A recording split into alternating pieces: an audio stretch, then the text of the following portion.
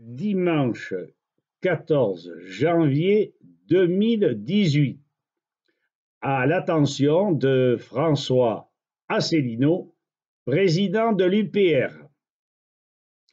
Lorsque le peuple est insatisfait d'un gouvernement quelconque, qu'il soit de droite ou de gauche, c'est tellement dépassé ces partis qu'il lui reste le recours de changer le contexte politique à incriminer par la votation suivante.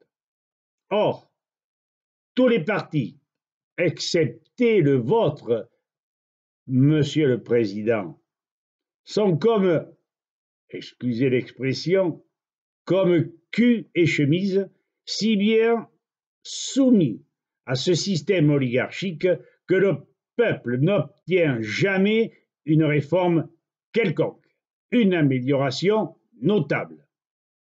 En conséquence, cher Président, nous, simples citoyens de bon sens, émettons la proposition suivante.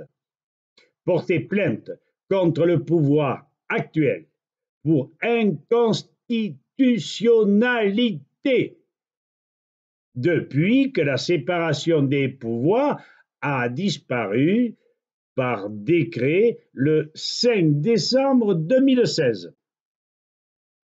L'entrée en scène d'un procès légitime ne pourrait-il pas être formulée?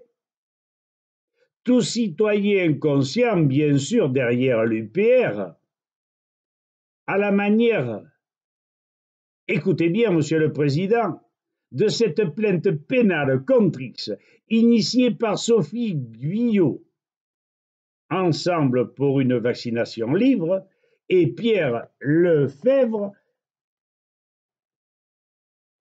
dans son association Libre Consentement Éclairé, épaulé par l'équipe de juristes dirigée par Maître Serge Lewis du barreau de Paris contre l'obligation vaccinale en contradiction flagrante avec plusieurs lois précédentes, arrêts de la Cour de cassation, DDHC et autres codes civils et médicaux.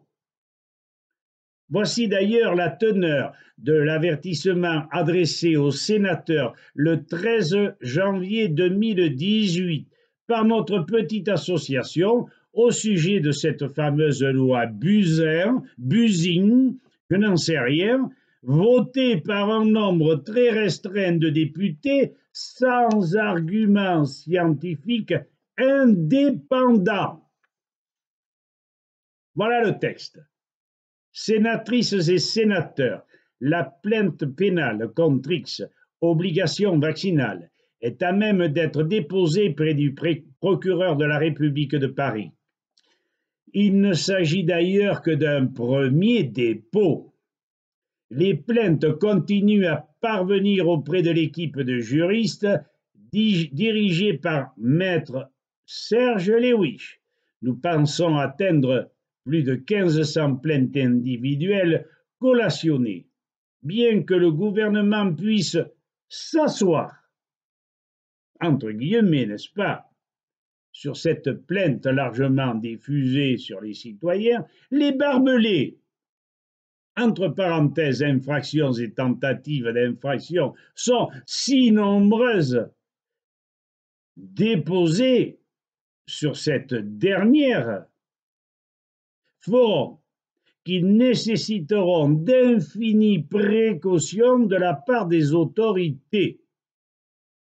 Il leur faudra soutenir la rigueur des arguments de cette plainte, sous peine de voir se transformer leur royal postérieur en énorme cucurbitacée. Blessure par mensonge oblige.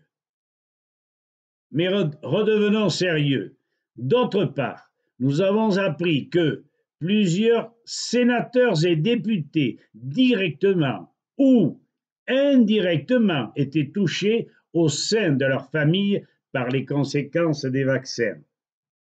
800 000 vaccinés en 2016, En France, 646 000 bambins victimes de nombreuses maladies et pas des moindres. Voir le livre d'El Carod et du professeur Boyd Halley, Les racines de nos maladies, page 219.